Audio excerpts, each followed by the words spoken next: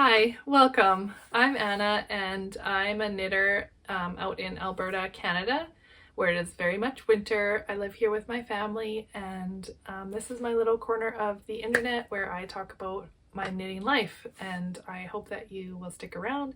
If you've been here before, I'm so glad that you're back, and if you're new, I hope you feel very welcome.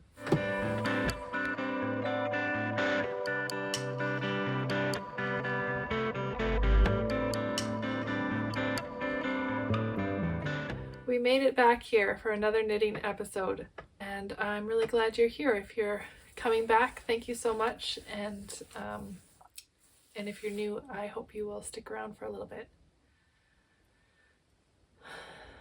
Today I'll be talking about the things that I've finished since the last time, also things that I'm currently working on. I'll talk a little bit about what's happening in my shop as I'm a knitting pattern designer, and I will talk about all the acquisitions that I got from the Edmonton Fibre Frolic, which was this past weekend in Edmonton, Alberta. And I think that's it, because it will be a really long episode as it is. I'll share a little bit about the Fibre Festival at the end of the episode, and also if I have time I'll tell you a story. So I hope you are all well and that you are all comfortable and ready to have a little chat. So I finished a couple things since the last time that I podcasted. I finished my Alpenglow sweater by Andrea Knits. It is washed and blocked. The ends, of course, are not woven in, but that's to be expected. On my last episode, I talked about some of the modifications that I did. I did not use the recommended yarn. I used sport weight onion yarn and the Fibre Co Cumbria Fingering, and I was able to obtain gauge with that. And then I also used yarns from my stash for the colorwork area. So I used, this is Surrey alpaca. In here is sport weight, knit picks, some superwash, Brine Dye Works DK, and there's some Crux Fibers untreated sport weight and some untreated fingering weight and superwash ginger snap that yarns DK, I think the Luxe DK base.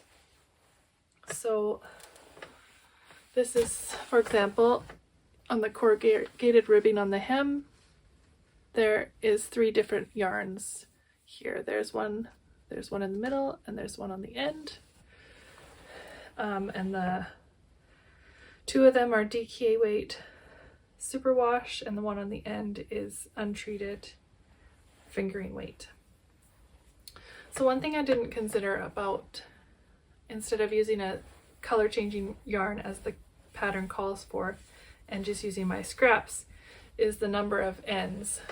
So every single stripe that you see has 2 ends to weave in. There's 2 ends on each sleeve and 2 ends on the body. So I did weave in the body, but I haven't woven in the sleeve. So that was, so for every stripe, 1, 2, 3, 4, 5, 6, 7, 8, 9, 10, 11, 12. 12 times 4 is 48. So there's 48 ends to weave in. That doesn't include the ends for the cuffs and the collar, etc. So that's a lot of ends. So that's one thing I didn't think about for my modifications. Another modification I did was that I folded over every edging. So the collar was called for in the pattern to fold over this ribbing, to knit the ribbing twice as long as you see here and fold it over and seam it down. However, I chose to line it with a superwash yarn so that it wouldn't be as scratchy as this untreated fingering weight yarn, which I love, but it's very scratchy for my neck. And then I didn't bother with the 2x2 ribbing for the inside. I just don't see the point of that, wasting time knitting and purling when you can just knit. And I did the same for the cuffs, mostly just to give it a bit more structure. My ribbing tends to lose a lot of structure over time and widen out, and so I'm hoping that this liner will help keep it in place.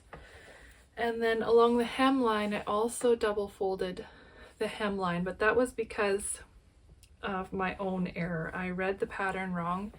It says to do 2x2 ribbing, but it doesn't write it that way. It says to purl one in the main color, and then knit 2 in the contrast color, and then purl 1, and to repeat that pattern, that sequence. And I just breezed through it. Well, I don't know if I breezed through it, but I read that as purl 1, knit 2, and to repeat. I don't know why pattern designers sometimes do things that way. I find it much easier to read purl 2, knit 2, or a knit 2, purl 2 repeat than a purl 1, knit 2, purl 1 repeat. I don't see that as 2x2, and my brain immediately sees that as 2x1. Plus I had just done a swatch with 2x1 corrugated ribbing, so that probably was part of my problem, was that I was kind of in that zone. So anyway, when my 2x1 corrugated ribbing was actually acting more like stockinette and was starting to roll inwards. It probably would have just flipped and it would have sat like this. So when I realized my error, I didn't want to rip back. I preferred to just continue to knit. So I knit in the main color because I still had quite a bit of it.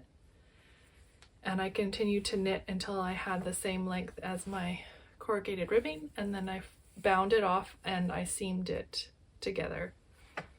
I did a live stitch seaming for the collar and the cuffs so that they will be stretchy, but I didn't see the point of doing that extra work for the collar, for the hemline, when it doesn't need to stretch over my head or my wrist.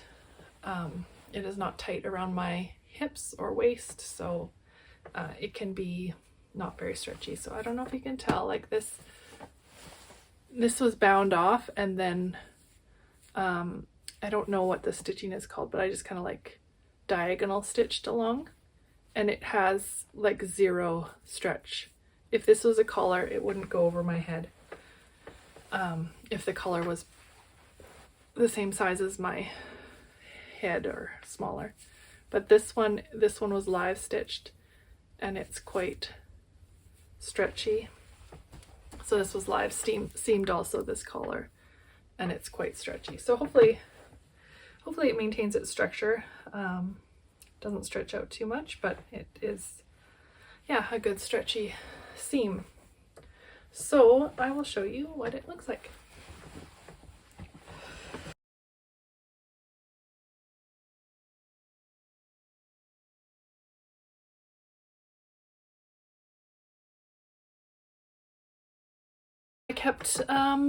I mostly did it to pattern, except that I did underarm gussets and on both the sleeves and the body. Basically, it's a way of immediately decreasing the stitches that you cast on for the underarm, and that way because I have a smaller waist than my bust, it helps it to hug in there instead of flaring out.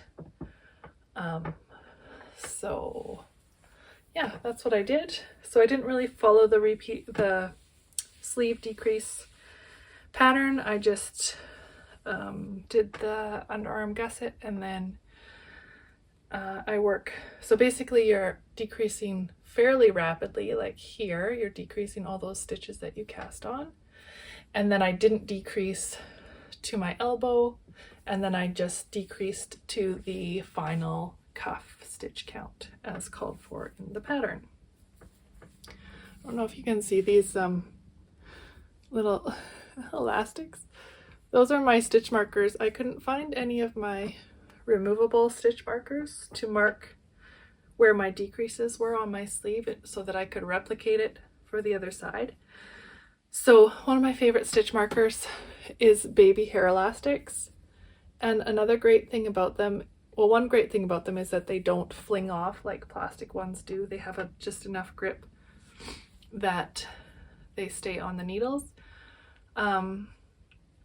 But another thing is that if you knit them in accidentally or on purpose, as I did, you can knit them right into your knitted fabric, and then when you're done you can cut them and slip them out so they can be both not removable and removable with a pair of scissors. So that's the Alpenglow by Andrea Mowry, and the main color, I alternated those two yarns that I mentioned. I alternated using the easy alternator method, and there's a great tutorial on YouTube by Professor Pearl for that technique. I didn't alternate them in this yoke part, but I don't think you can really tell too much. There's a line right here where I started to alternate. Okay, and then this is an object, if you've been watching for a while, you've seen before. It is the Classic by Espace Tricot, and it is knit, as you can tell, in the same yarn. It's not alternated, it's just in the onion yarn, which is a mohair-wool blend. I bought it from Yarn Divas in St. Albert, and it's really nice, except that I am sensitive to mohair, so I didn't think I was that sensitive, but it's quite itchy for me. So this pattern is a free pattern, and it has a mock neck, which I really like, but with the mohair it was just way too itchy on my neck. So after I finished this one, I went back to this one and I lined it with the yarn that I alternated in here. This is the Cumbria Fingering by the Fibre Company, and it's a very nice and smooth yarn, but it's a similar color. So I just picked up the outside of this collar and knit in stockinette again, and then I did the live stitch seam for the edge of the collar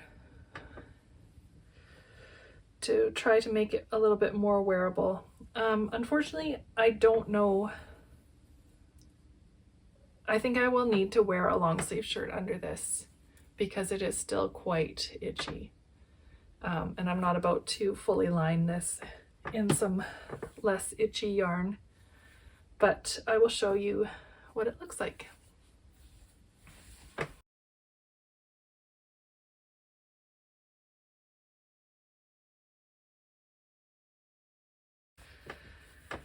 So I followed this pattern fairly closely. I just did the sleeves a little different because the pattern calls for very wide sleeves at the end. I think I remember you just don't decrease at all and just go straight, which I don't enjoy wearing those sleeves. So I need something that actually hugs my wrist, and I did make the sleeves longer. That's something I also did for the Alpenglow. And I also made the yoke deeper for the Alpenglow. I don't know if I did for this one. I didn't do the underarm gussets, so you can see there's a fair amount of fabric there. Yeah, I messed up some of the raglan. I think it's this side. It's hard for me to see. I just found the repeats really hard to memorize for the raglan, so I had to kind of fudge it at the end to get the correct stitch counts. But yeah, I've got mohair in my tea.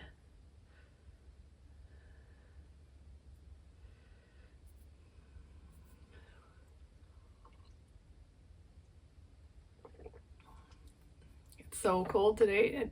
It's only -15 or something, but there's a pretty stiff breeze and it's just cutting right through. I think that's all I can say about that one. I think I'm going to take it off because it's like so totally fine here, and then as soon as it touches my collarbones, I can't handle it. I had some submissions thoroughly rejected, so I thought I would show them to you. I'm not sure if I will do anything with it. I was very excited when I first knitted up this swatch, and then I don't know, it's been a while, and when things get rejected, it just feels like it just kind of sours the design a little bit. Even though I might have been super excited about it at the start, it somehow like makes me question whether it was a good design idea or not. But anyway, this is a colorwork swatch that I did, and I thought about making a gilet, which is like a vest, an open front vest. And this would be the collar and the hemline. These are my floats. This is really nice material fabric that this Juniper Moon Farms wool, and it's a sport weight, which I love. I always love a sport weight. In a non-superwash, it just makes such a nice fabric. And then I put some, there's some pearl bumps in the color work to try and give it some texture.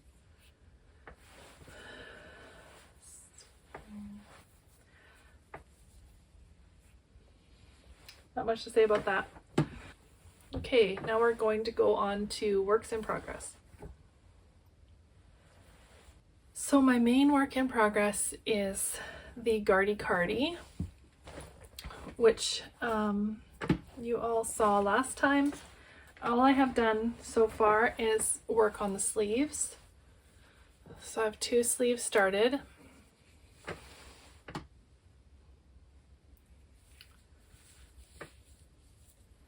I decided to cast them on instead of picking them up off of the cardigan, because that way they're more portable and it's less hard on my wrists to keep turning the cardigan. So I'm currently working them 2 at a time, in that I'm knitting a section of a certain color and then knitting the same section on the other side, so that I can keep them relatively the same.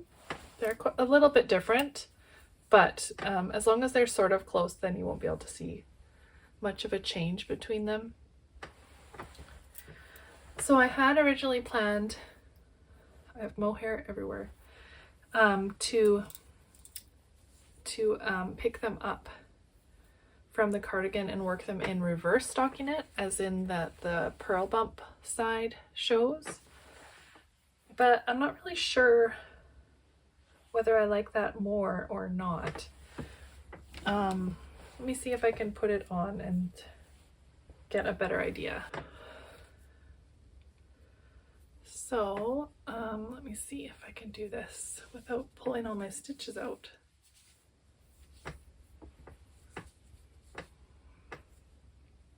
So we'll do the reverse stockinette on my left side and the stockinette on my right. So I don't know if you can see. Which one do you like better? I think I prefer this one, this side. But hard to say. The nice part about having cast them on instead of picked them up is that I can actually just work them all the way and then decide at the end which one I like better. I think I really like the stockinette one better.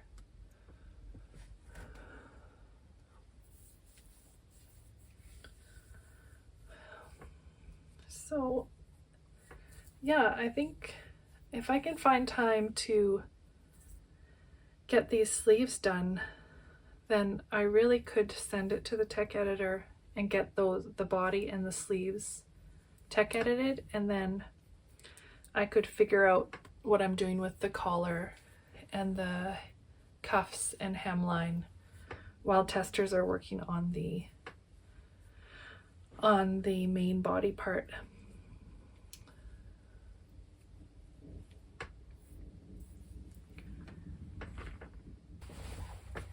Another work in progress that you have not seen before is the Mala tank. So this was a collaboration with Brittany from Crocs Fibers. She sent me this linen yarn.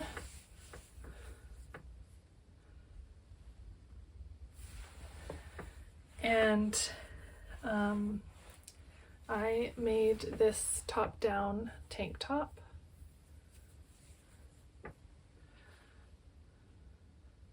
So I submitted this to a couple places as a part of their submission calls, and once again was thoroughly rejected. So at least I have done the sample. So and I have written the pattern up. Actually, it hasn't been tech edited, but I just need to figure out the length of these straps because currently they're too long. It just has this twisted stitch lace that runs along the edges of the V-neck and down the center. All the edges are done in situ, as in you do not pick them up and work them, so they are garter along the edges of the neckline. And then this is done in a way so that it joins up neatly, because you work the front strap separately and then you join at this point while continuing to work your lace down the center. And then the back is the same, but it's just plain instead of the lace. So this is a sport weight linen yarn, which I did not find very stressful on my hands to work with. I used wooden needles, I think. And when you wash it, it kind of fuzzes a lot while you're knitting with it, but when I washed it, it's now, all that fuzz is gone and it's quite smooth and neat. So I'm hoping in the new year to get that pattern edited and call for test knitters for the Mala tank. Okay, I think we're on to shop news now. I have really nothing going on. I have no test calls, no test knits currently happening. I have no patterns coming out anytime soon, but I did just make some test calls this morning. So if you are on the newsletter, this is being recorded on November 17th, Thursday. Not sure when it will be uploaded, but check your emails for that. And please apply if you're interested. I made a test call for the Lennox backpack. It's going to come in 2 sizes, and it takes 100 grams or less of yarn for the main body of the backpack. And then if you do the largest size, you would need an extra 20 grams for the straps. So I think it would make a really good sock set pattern. Like you would do the main body of the bag in the 100-gram main skein, and then you would use your 20-gram coordinating mini for the straps, and then your backpack would look nice together, like the straps in the bag would look nice together, and you'd get to use up a sock set. So that test just started today. I will be selecting, I have some tried and true testers that I asked first, and they're already signed up and started. So I will add some additional testers to that group on Slack in a few days. I think maybe on Monday I will do that. And then I made another test call for the Seed Star hat, which is the lace weight square blanket slash shawl that I'm doing in collaboration with the Fibre Company.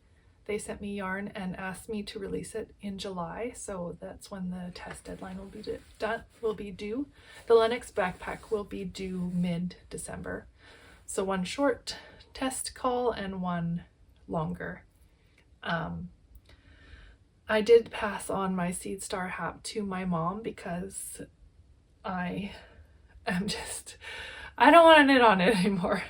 It's like taking up so much of my time, and I have so many other things that I want to design and knit. So she was so kind to offer to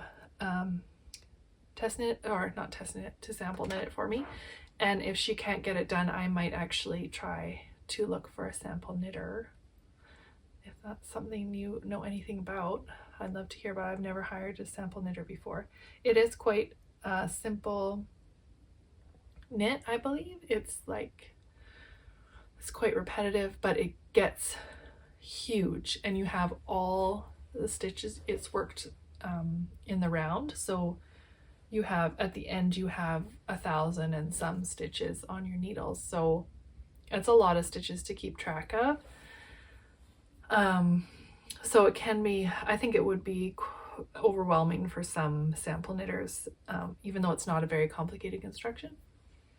So yes, so those test calls have come out if you are interested in participating on those.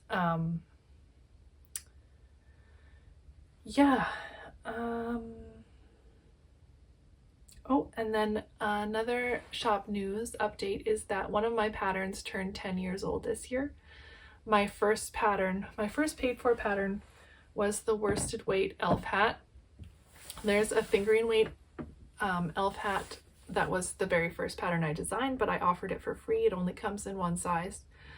And then I changed it to multiple sizes. Last year I updated the pattern, so I got it tech edited and test knitted. So anyway, it was first published in 2012 in October. So this is my first ever 10-year-old pattern, so this is new to me, but I would like to make all my patterns free on their 10-year birthday. So that one is now free, and it comes in 5 sizes, I think, from 5 or 6. It goes from baby all the way to adult, and it's this little hat. So it's a unique construction, of course. So why I wanted to design this hat was that I saw a hat that a little elf pixie hat like this that a lot of people were knitting. It was knit in purl and knit rows in a big square, and then you just folded it and seamed it in order to make it this shape. But I thought, why would you seam it when you could knit it in the round and your decreases would make it that shape? So you actually cast on the entire circumference from the base of the hat all the way around the part that goes around the head, and then all the way to here. So it is one circle, and as you work your ribbing, you decrease on either side. These are central double decreases, and it pulls the fabric in till the very end when you just cinch it closed. And I put two versions in it. One where you make this little button strap at the end and you seam it on the base, or another version is that you cast on the base of the button strap and you work it flat, and then when you get to, then you bind off these stitches and you get to this point, you cast on for around the head, and then you join to work in the round, and then you do the ribbing and decreasing. This one has a little knot in it because it was too long. The strap was too long for my daughter. But yeah, it's worsted weight. If you do it in a self-striping yarn, then you get a cool striping effect. I think it's really cute on little heads. I've never seen it on an adult head, so you could be the first one for the adult size. People did test knit the adult size, but they didn't model it, so. Oh, I was showing you the inside of the hat the whole time. This is the right side, that was the wrong side. So this one is a seamed version. The seamed version you cast on just these stitches and work a big long strip, and then then you pick up along the edge of it and cast on your, actually I don't know if you pick up, I think you just leave it and seam it, and you cast on your whole head circumference. Yeah, so if you're looking for a free gift knit pattern, that one is free now on in my Ravelry store. I don't think I have, I think it's probably still on my Etsy store that I'm not updating. So don't go on there because it's paid for. I haven't made it free. Just on Ravelry it's free. I think that's fair because Ravelry was the first place I started publishing patterns, and that's where it was for 8 years before I started an Etsy store. So it's really only 10 years old on Ravelry.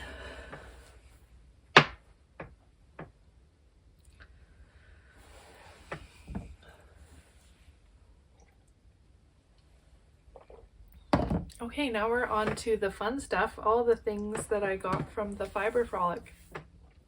I'm going to combine my acquisitions and dreams and plans all in one section here because, yeah, all of these acquisitions are not just stash acquirements. All of them have dreams and plans. Whether or not that comes to pass is another thing, as we all know, but I have an idea for all of them. So I will go through that. So I would like to make Musselburgh hats for all my children for Christmas presents.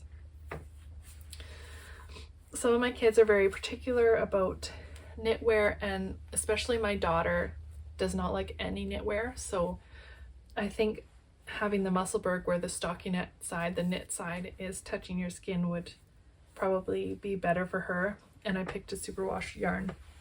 My sons asked for Oilers hats. That's the NHL hockey team in Edmonton. So I thought, then I can buy 100 grams of the blue and 100 grams of the orange color and make 2 hats. But of course they didn't want to be the same. They both had different ideas about what the colors they wanted. So the Oilers have revamped their colors just recently. So they have this old color. This is what the older jerseys look like. They are this bright blue and this orange. I got these from Smiling Sheep from Lisa at the Fibre Frolic. She's so sweet. I was going to buy 100 grams of this one, and she said, oh, I think you might, do you really need 100? Do you want maybe 50? And so she found me the 50 gram one. So this is 8515 sock yarn. And then I totally stole this from a set, a mini skein set she was wrapping up. It was all these neon in sort of a rainbow. She had them all laid out on the table, and I took one and not realizing that she was in the middle of something.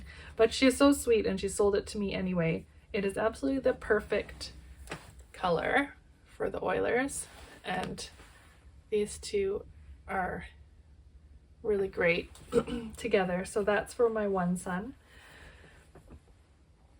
Oh, sorry, my eyes are all watery because I just had a coughing fit. Then my other son wanted the new Oilers colors. They're more of like a retro. So they are a navy and this rusty orange, which I found really hard to find this orange from anywhere at the Fibre Frolic. And the Fibre Frolic had a lot of booths. So this one is Numana Yarns. It's a sport weight. Straight superwash merino. And the color is called Sriracha on Everything. So unfortunately sport weight was kind of hard to figure out how, like, there was not a lot of places that had sport weight. So I finally found the orange, but then I couldn't get the blue, the navy blue, even though everywhere had some kind of a navy blue. But from All Points North, which is a new yarn company to me, I had not heard of them. This is Numana Yarns. And I should show you, this is Smiling Sheep. The Smiling Sheep one is not labeled. It doesn't have a name. And then I stole this from a mini set, so I don't know what that one is either. But I'm sure Lisa from Smiling Sheep could help you figure out what those colors are. This is All Points North Divine DK. So it's a DK. However, the yardage is 100 grams for 215 meters, whereas this one is 115 grams for 256 meters. So when you calculate that, which I cannot do in my head, they're not that different in terms of yardage and weight. So like grams per meter or whatever. And when we looked at the colors together, or the yarns together, they seemed very similar. So I think it will work really well. And I was just so relieved to find those two colors. And this one, this beautiful blue, is called Anchors Away. And then I picked up some DK from Over the Moon Yarn for my girls because they just like everything bright and colorful and pink and purple. This one is called James Webb Jupiter.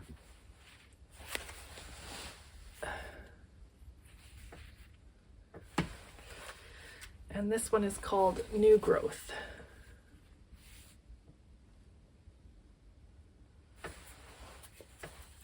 So these will all be Musselburgh hats for stockings / Christmas presents.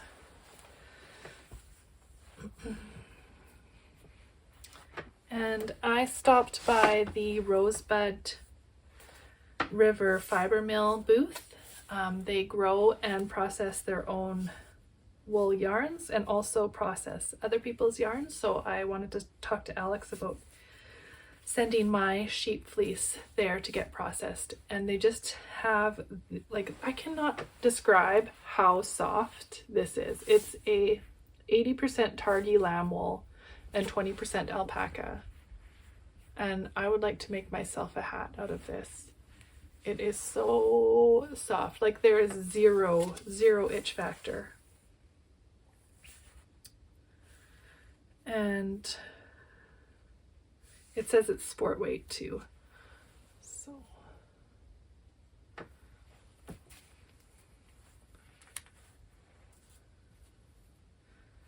they had really cool different varieties of sheep breeds at that booth. Like they had Rambouillet, Corriedale, Targhee, which you don't find. I have not seen Targhee from Canada very often.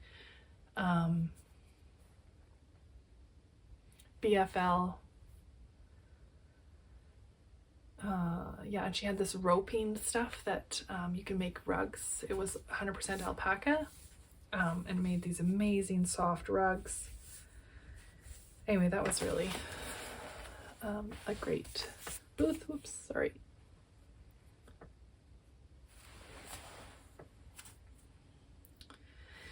And I also went to the Mid-Knit Cravings booth.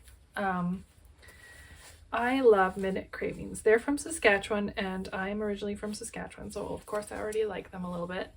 But their colors are just so unique, but so subtle. Their whole booth, like you could just close your eyes and pick 2 colors and they would have worked together. It's kind of like that natural dye looking colors, but they don't use natural dye. And this is called Rustic Twist, and it's untreated merino, but it's like super soft, and it is in the color Boarding Pass.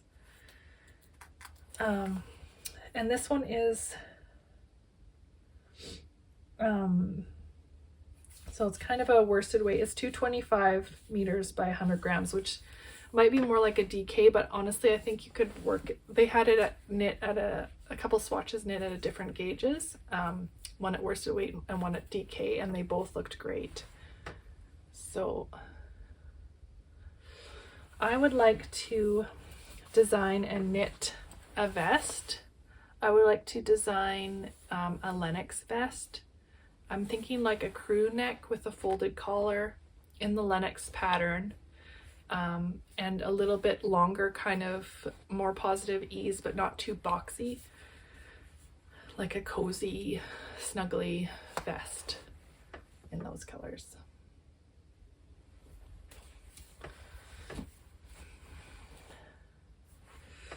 So I bought a lot of things. I came home with a lot of things, so I kind of went a little bit crazy. I got this pom-pom. This is silver fox fur. So it's a real fur pom-pom from Treeline Knits, and it's the fur is harvested in the Yukon. Trapping is like, it's not poached, it's legally trapped animals, and trapping is a living of some people in Canada, and please correct me if I'm wrong, but a way to support Indigenous traditional lifestyles, and yeah, it's part of Canada's history. And this is so soft, so I will put this on a pom-pom, and this is from Treeline Knits. So Liz is based in the Yukon.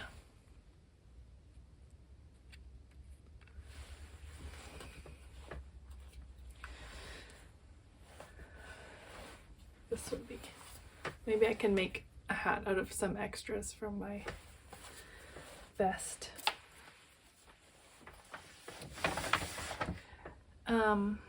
And then at Crux Fibers booth, I bought some unspun roving.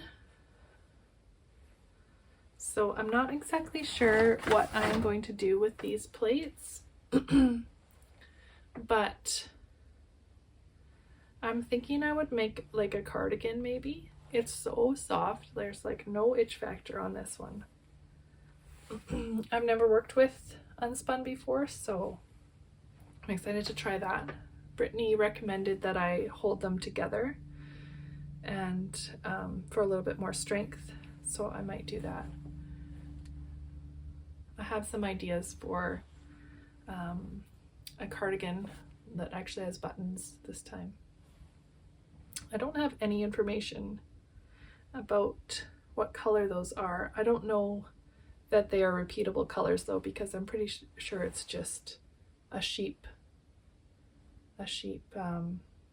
shade.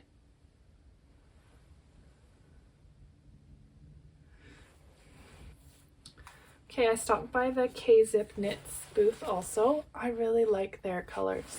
They have like really nice colors in their Aran, especially. This one's called Midnight Ocean, and it's BFL and Masham, and it's so soft. It's an Aran weight. So it's called the Myra Cannon Aran. Zip Knits is from BC. And I wanted to make the, so Leanne from the Knitty Stew here on YouTube made a dickie, which is like a vest that doesn't have a back. It's just a front. And so it looks like you're wearing a vest when you wear a jacket, but you're not actually. So she wrote up her pattern and put it out for free. So I would like to make this. I think it's a worsted weight. Like she used 100 grams of worsted weight, and this is 100 grams of Aran weight. So it might not be enough, especially because I am taller than Leanne, so I would want it to be longer. But in any case, I absolutely love this color, this blue. And so if not, I'll make a hat of it. It's really soft, so and it's non-superwash, so it would be warm, but I wouldn't be itchy on my forehead, I don't think. Oh yeah, this. And another big purchase was a needle case from Isabel Gosselin Designs. She makes bags and other holders for knitters. So this is a case that's going to hold all of my interchangeable needles. It even has like little spot for shorties, which I have. I have shorties, and I have the small set of red lace, the red lace set from Chaigu. And then there's a spot here to put your cables. You can put your cables in there and snap them in so that they don't fall out. And some pockets inside, and the zippered pocket with some pretty fabric in there. So I did not load it up because I wanted to show you guys first. So I'm really excited to get all my needles in there in one place. Right now I just have my shorty set stuffed into my red lace set, and it's kind of a mess, so I'll have them all nice and organized in there. Well, that's a little extra gift from Caitlin and her mom from Over the Moon Yarns. Can't actually see if that is focusing. So my pal Brittany from Crux Fibers, beautiful friend that she is, gave me some yarn to donate to the giveaway fund that I do for large garment designs. I do them sort of as a knit along, and at the end, whoever is done by the deadline gets entered into a draw to win a prize. So Brittany, so sweet, sent me these so that I can put it into my giveaway stash. So this one is Blueface Leicester DK in the color, I don't know, doesn't say, but this beautiful brown. I always love Brittany's brown colors, and this one too is gorgeous. This is in rose gold color, and it's 100% Blueface Leicester, and it looks like it's about a DK. And this one is more Blueface Leicester with a mini.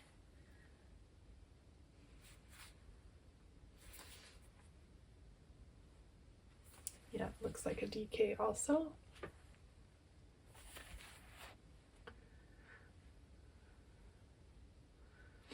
That is a nice Christmas red. And then the last one is Canadian wool, and it is fingering weight. It doesn't have a color, but this amazing grassy green. So next time I run a major test, like for the Gardy Cardi, those will be, one of those will be in a giveaway for that. I also sent off the giveaway for the Fibre Frolic. Holly sent me, who organizes the Fibre Frolic with her team, sent me a big box of goodies, and I drew a winner on my Instagram, so I sent that off today also. So that's always fun to give some things away. It went to somewhere in the States. I don't know what WV, what state is that? All I can think is Wichita, but that's not a, it's not a state. Wisconsin, what other state starts with W and has a V in it? I guess I could Google that, but I'm not going to. So anyway, that was sent off today, and I think that's it. So that's all the knitty stuff. Well, not exactly. I will talk about the Fibre Frolic, so that's still knitty related, and maybe tell a story of my Fibre Frolic adventures. So yeah, let's get to it. Okay, so the Fibre Frolic was amazing. It was in a huge new location this year. It was quite cramped last May. A little bit overwhelming. This time it was still overwhelming. There were so many stands there. I went through at least 4 times, and there were still stands that I missed and didn't see. But it felt a lot more spacious and more relaxed in some ways. There were a lot of people there. I saw some friends that I have met before, like Sarah from Rail Knits and Caitlin from Over the Moon Yarn, and Shelly and Holly and Julie from Statement Junkie. And I also got to meet some testers, which is like extreme joy to meet testers, especially when they do such an amazing job for you. So I met Margaret and Ming, and there are also people that I have worked with before but have never met, so like Isabel from Isabel Goslan Designs and Brittany from Crocs Fibers, and other people that I knew of and had never met, like Anna Hunter from Longway Homestead, and Crystal and Charlene, and from Yarn Rebels. And yeah, it was just a lot of people there. The Cozy Up sisters were there, so I got to see Jamie and give her a hug, and they weren't there for very long, and I was quite busy. I took quite a number of classes and talks, and I wanted to do it all, so I did a little bit of shopping with Jamie, and I saw the grocery girls, and they were so kind, and Tracy pretended to know who I was, which was so sweet. And Jody bought my mom was with me, and she wore the Moody Hue pullover, and Jody bought the pattern, which was so kind. Yeah, it was just a really great event, and one of the highlights for me was meeting Anna Hunter from Longway Homestead and taking her workshop, which was called Breed Specific Knitting. I learned so much. She gave us some samples. So this one is Icelandic wool from Manitoba, and this one, was Targhee from Saskatchewan. And she had all kinds of different wool samples there, and we talked about different qualities of wool and what they can be used for, and I took lots of notes. And then they had a round table. I was able to go to the second day, and Anna from Longway Homestead was in that. It was like a presentation, a group presentation. So Sierra from Crocus Country Shepherdess was there, Kalia from Luddite Yarns, Alex from Rosebud Fiber Mills, and Jen from Riverside something in BC. And they talked about wool and how to get it into our hands as consumers and opportunities to get it into a wider range of consumers who may not know what to do with raw wool products or even any wool products, who just need a finished item at the end. And it was super inspiring, and I will read you a quote I wrote this down. Anna Hunter said that she was talking that wool is the answer to climate change. So she says, climate change is scary and overwhelming. Wool is the answer. Wool is hopeful. And honestly, that's how I felt coming out of that talk. Was like, I felt inspired. I felt hope. I wanted to go and make wool insulation and sell it to everybody. And of course, it's not that simple. And it's tough to get. We have so much raw wool here that is not being used, but to get it into a usable form that's the critical factor, and the limiting factor is trying to get it from a raw wool state into something, especially into a finished object that most people can use, because most of the world does not knit or felt or spin. So yeah, it was just really inspiring. So Anna Hunter, along with others, has started a website called CanadianWool.org. It's pretty rough. It's in the early stages, but I think if you are interested, if you're keen on supporting wool and using all the wool that is currently being sent in bulk to China, or being burned, or being sent to landfills, I think you should sign up for their newsletter. There's a lot of people that care about this stuff, but we don't have a centralized location to all care about it together. And as we know, that's what makes the change, is a group of people together. So I would recommend doing that. It's CanadianWool.org. Anna also, along with the people at the round table and other booths in the Fibre Frolic, were handing out these postcards.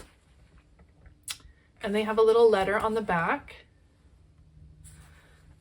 to agricultural ministers.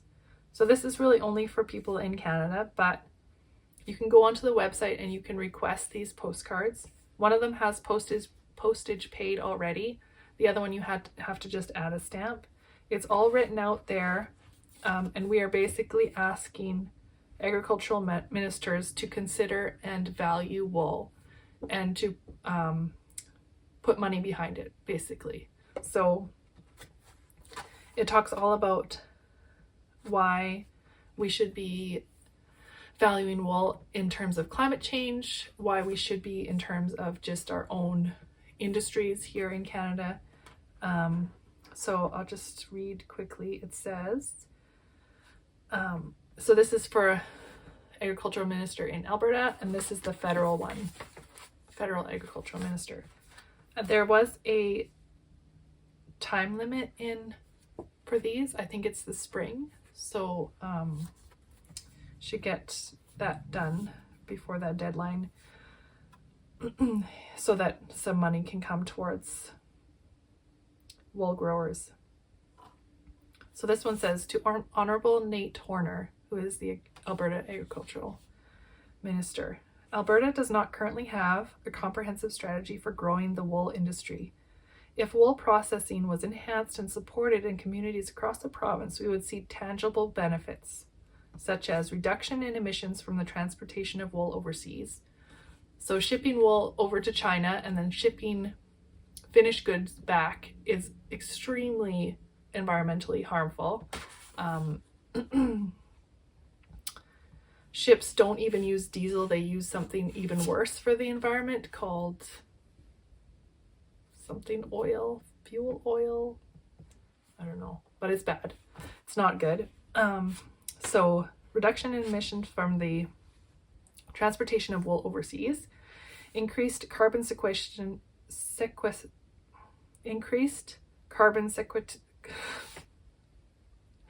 sequestration by utilizing wool instead of synthetics, rural community development and increased employment, economic growth in domestic manufacturing, wool innovation and product development, increased revenue to Canadian farms. So sheep are little carbon sinks. They eat the grass and they turn it into their bodies and their wool, and carbon is held in their wool. So if we can use that carbon, we are like creating carbon sinks. If we could use it as insulation, we'd make our homes into carbon sinks. We use it in our clothing becomes carbon sinks. So I think there's just a lot of opportunity with wool, and as knitters, I think we understand that more than most people, and so we should be speaking out about it. So those are postcards you can ask for from thecanadianwool.org. And that is my rant done. This is getting very long, so I don't know if you want to hear a story, but I will just tell you a little adventure about my time at the Fibre Frolic. So on Saturday it went until from 10 to 6, and Sweet Brittany from Crux Fibers invited me to go out for supper with her and her friends, including Sierra from Crocus Country Shepherdess, who I really wanted to ask a million questions of as a shepherdess and as a country dweller and a livestock guardian dog owner and all the things, and to meet her other friends too, Liz and Heidi, and catch up with Brittany. So anyway, I stayed until the end of the festival, and we figured out where we were going to eat. I called the place and set up a reservation. We made sure that everybody's dietary restrictions were covered, and we got in half an hour. We got a reservation for this place called Foxburger. And so that was great. They went out the back door because that's where their vehicle was, and I went out the front where my vehicle was. But I had to pay my parking ticket, so I went and got my ticket, came back in. There was a concert that night at the Expo Center, so people were filing in and they were told to pay their parking first, so there was lines going crazy. And so I lined up, and then I realized, oh, I bet I need my license plate number for this, which I don't know. So I went back out, got my license plate number, got back in the parking lines. The lines were like just going. They were like moving so fast. But of course, my line, two people in front of me, this older gentleman was like squinting to see. He's like poking buttons and then squinting. I was like, oh my gosh, why do I always pick the line? It always feels like you pick the wrong line, right? Anyway, he got through. I paid my ticket, no problem. I go back to my car and I see that my tire's flat. And I was like, what? So I checked the pressure and it was at 10 pounds when your tires are normally supposed to be at 35. And I thought, oh no, like I've run over something. Now I have a flat tire. I'm an hour's drive from my home. What am I going to do? It's pitch black. Like the sun sets at 5. It's dark by 5:30 here. So 6:30 was pitch black. So I called my husband and I said, like, is it okay for me to drive and fill up the tire? And he said, yes, as long as the rim is not touching the ground, just go slow and you'll be fine. So I start to leave the Expo Center parking lot with my ticket in hand that I've paid for, and 2 cars in front of me, 2 people again in front of me. As I'm watching the gate, they put in their ticket and the gate opens, but the gate swings up so fast it like flings itself off of its post. Like the bar is gone. Like it just flinged off. It went like 2 spirals and then hit the ground and then dunk. Just like a lumberjack competition where they like chuck in Scotland where they chuck those big posts, those big tree trunks, and then it hits the ground and then it's like dunk. That was it. Thankfully it didn't hit anybody's car. But he had to like, there was a parking attendant there, and he had to stop everyone before they ran over this parking gate bar, and he picked it up and just like chucked it onto the sidewalk. And then he was just waving everybody through, so I didn't even have to pay for my parking ticket. Oh my gosh. So I'm like limping through, and I had previously called a couple of gas stations to find out if they had a tire inflator, because I didn't want to like drive around Edmonton and not be able to find one that works. So one place said theirs didn't work. The next place said they had one. So as I'm driving, I see another one that another gas station I hadn't called, so I pulled in there because it was on the way. And I stop and go to use the thing, but I don't have any cash. I don't have $2 for the machine. So I go into the convenience store, and the girl's like, don't use that. It doesn't work. Don't waste your money. And I was like, oh my gosh. And she was like, well, you should go to the Hughes, the car wash place. They have it for free, which I had just passed. Like, I'd just driven 5 minutes past that exact location to get to this part. And I was already partway to the gas station that said they had one that worked. So I was like, I'm going to go there because I know that one works. Well, I got there. It wasn't working either. It had a sign on it, out of order. So then I drove all the way back to, like, was just right outside of the expo center, and I filled up my tire. So by that point, I wasn't going to go out for supper because I was pretty sure I had a flat tire. That it was fine when I left in the morning at like 8 a.m. that morning. I left my house. I didn't have a flat tire, so it had decreased during the day. So I wasn't going to go for supper and then come out and have a flat tire and not be able to get home. So I started driving the hour home, stopping at towns along the way, and I kept checking my tire pressure, and it was holding at 35, like not a drop below 35 the whole way home. The next morning, 35. It was super weird. Like someone had deflated my tire in the parking lot. Or I don't know what else had happened. But anyway, I made it home. I missed my supper date, which was sad, but I was very relieved that I didn't actually have a hole in the tire. And yeah, I made it out. Made it out with the parking lot, having paid my parking ticket. Okay, well, that's all I have for today, you guys. I'm really glad you were here. If you're here still at the end, I hope you have a wonderful month and start of December. I probably won't see you, like it will be the first Sunday of Advent, I'm sure, before the next time I see you. So I hope you have a wonderful start of December, and I'll talk to you later. Bye.